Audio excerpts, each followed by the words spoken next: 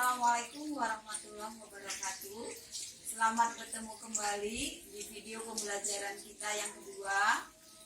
Pada kali ini, Ibu akan membahas tentang cara menentukan keuntungan komparatif. Pada pertemuan sebelumnya, kita sudah membahas perbedaan antara keuntungan absolut dan keuntungan komparatif. Terima kasih atas komentar dan pendapat kalian yang sudah kalian kirim ke Google Classroom. Nah, kita mulai dengan memperhatikan tabel yang berikut ini. Tabel ini menunjukkan perdagangan antara Indonesia dan China untuk produk beras dan elektronik.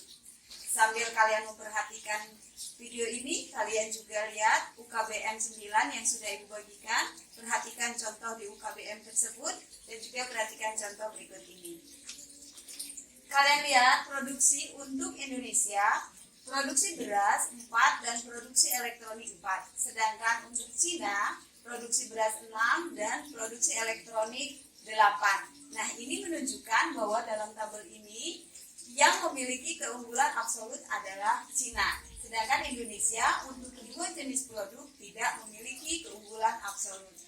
Bagaimana menentukan keuntungan komparatif?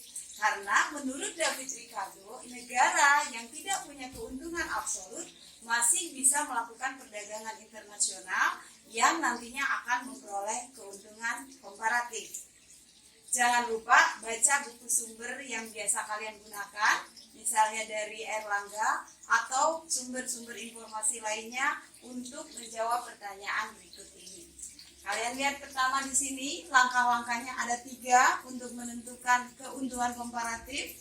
Pertama, tentukan dasar tukar dalam negeri. Di Indonesia, karena angkanya sama, maka 1 beras akan sama dengan 1 elektronik.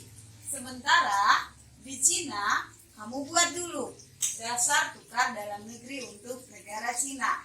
Harga 1 beras akan sama dengan 1,33 elektronik dan 1 unit elektronik akan sama dengan 0,75 beras.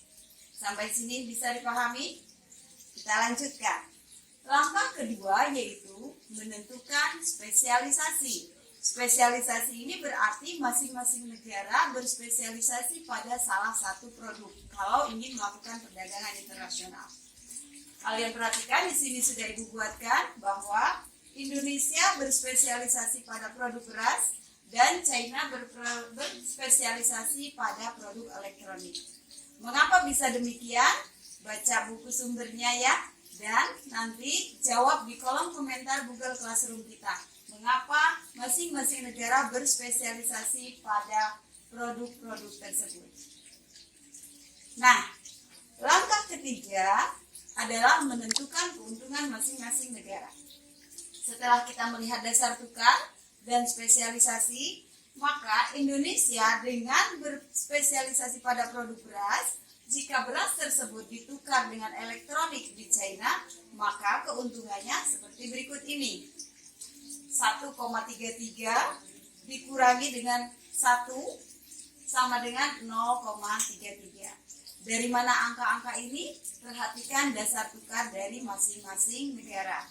Jadi Indonesia memproduksi beras dijual ke China. Apabila dijual di Indonesia hanya akan memperoleh 1 elektronik.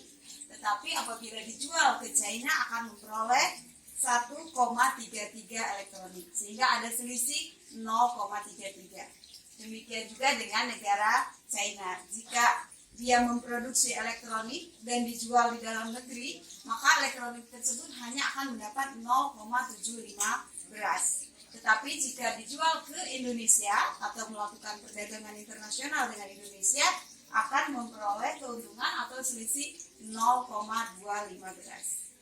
Sampai sini, Ibu rasa sudah bisa dipahami dan jangan lupa terus cari informasinya. Kalau ada yang ingin ditanyakan, silahkan kalian sampaikan di Google Classroom kita. Sampai bertemu lagi pada pertemuan berikutnya. Terima kasih. Assalamualaikum warahmatullahi wabarakatuh.